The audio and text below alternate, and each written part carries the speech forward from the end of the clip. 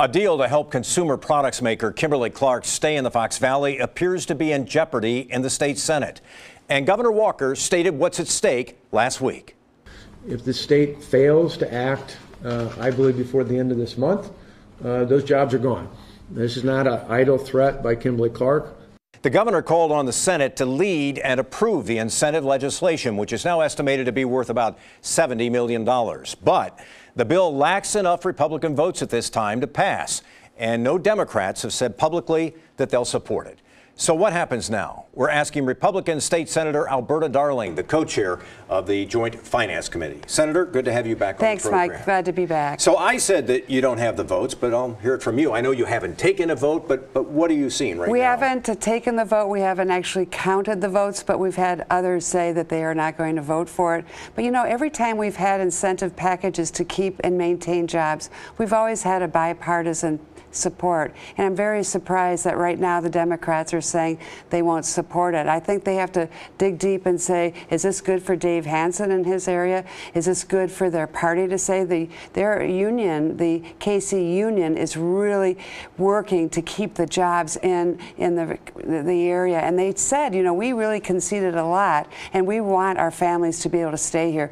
We love KC. It's a great company. And the fact is, these are $72,000 jobs we're talking about. If they leave, where are these people going to find 72,000 jobs? You think they could find work, they just would not find work? They can find work. We have a major work shortage, and I understand others are saying, well, we have a work shortage, so they'll find a job. But you have to look at the quality of those jobs and the dollars involved and the quality of life that those families can have because of these good paying jobs and salaries. Let me push back on the case for doing this.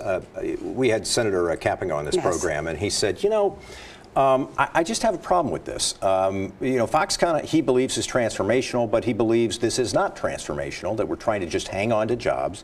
And he also is concerned that, you know, down the road, you may have other companies coming to you with hands outstretched saying, well, you did it for Kimberly-Clark, why don't you do it for us? Well, you know, they're saying that KC is a paper industry, and that's not really accurate. They're a consumer product industry. In fact, 1 out of 4 consumers globally, I was told, use their products. They're incontinence products, and they're very important to people for their lifestyle and their quality of life. And they want to put money into innovation and R&D. And that's what they need to do to stay competitive. And I think we're at the point nationally that we have to look at how do we keep innovation, because that's our future. Briefly, though, do you worry that we're setting a precedent here, that other companies will look at what Kimberly-Clark gets, if they get this, and will ask for the same? Actually, this won't be an absolutely new precedent.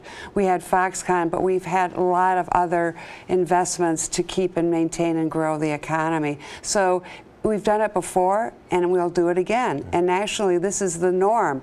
The competitive nature of jobs and good-paying jobs is really fierce around the country. And we've just raised our status from being like number 42 in the country for climate to maintain and grow jobs to the top 10. And we don't want to get out of that competitive category. We want to grow jobs, and our families in Wisconsin could use higher paying salaries to keep these good families in Wisconsin to have a great quality of life. I want to ask you a couple questions about this lame duck session of the legislature that is likely to happen yet this year. A lot of talk about what will happen or what won't happen. There seems to be a characterization of this as an attempt to limit the powers of the incoming governor, Tony Evers. The latest thing being talked about, and acknowledged that it's being talked about, is a 2020 election change, that we might change the date of our presidential primary at a cost of millions of dollars in an effort to perhaps benefit a conservative justice on the state Supreme Court. Well, I think are you in agreement with that? You have to look at what's really at stake. We don't think it's appropriate to put the burden of a presidential primary on top of our local races. So but why that's what wasn't that's it all appropriate about. in 2016? In 2016, Rebecca Bradley was running. We had a presidential primary, hotly contested Republican primary.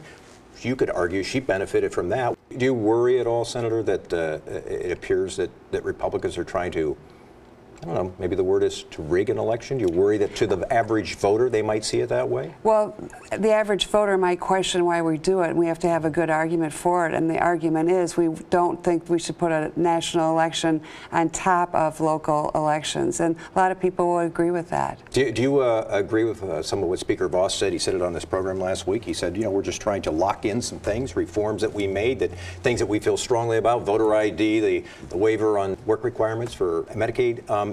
Are you in agreement with him on that? I think when we were making rule changes, I for one was not in favor of doing those changes because many of us felt, what if there is a different governor when there will be a different governor at some point? We have to make sure these rules have a balance of the legislative branch with the executive. And I think what we did was we gave the executive branch too much power. And I think it's a good time now to look at balancing the power and making sure the legislative voice is heard, because we are equal branches of government, and we have to be equal when we come to rules and how things are done. Speaker Voss also said he'd like to see action to push through legislation that would cover people with pre-existing conditions. Is that something the Senate would like to take up immediately? Absolutely. I wanted to do that a long time ago because I felt it was a very important issue that Wisconsin has always stood for funding pre-existing conditions. We've done that in the past. We'll do it in the future, and I felt we needed to take that vote as the Assembly did.